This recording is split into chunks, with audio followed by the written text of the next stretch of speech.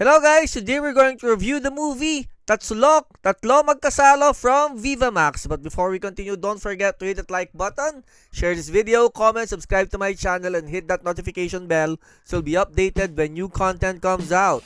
The love triangle is probably the most tired of all love story premises.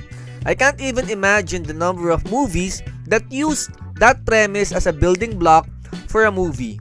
One can already anticipate the conflict and the complications that will ensue.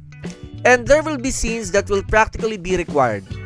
The apprehension when it comes to diving into the forbidden, the attempt at secrecy, and the eventual explosion of truth. So, it takes a lot of effort and skill to make something so old new again.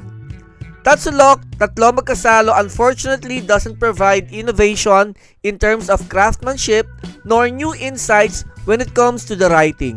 Directed by Jojo Nadella, Tatsulok, Tatlo Magkasalo is about a married couple, Isa and Roland, played by John Mark Marcia and Mariane Saint, who have problems having a child. This depresses Isa, which creates trouble in the relationship. Adding fuel to the fire is the best friend of Isa, Raquel, played by Skye Gonzaga, who stays with the couple because of her job, who turns out to be attracted to Isa.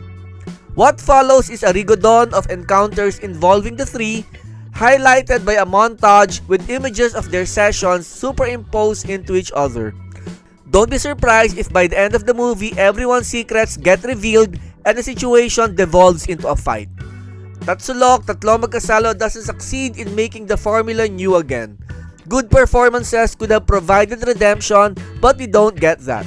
John Mark Marcia's acting is so stiff that he can be compared to morning wood.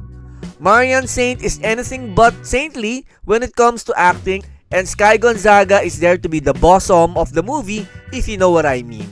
Saint and Marcia look good physically, but that is all there is to them. Their acting can be best described as rudimentary. With Vivamax, expect a lot of naughty scenes, and we get that here in spades. And kudos to Director Nadella for not making the bed scenes look awkward. There was at least an attempt to direct the scenes with a little more artistry compared to the typical Vivamax bed scene. The shots were softer, the blocking was done with more care, and the score attempted to elevate the material from straight porno up to the level of erotica.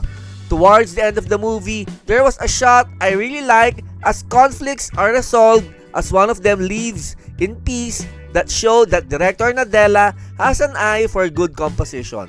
Perhaps Nadella can graduate to more substantial fare in the future given the right material.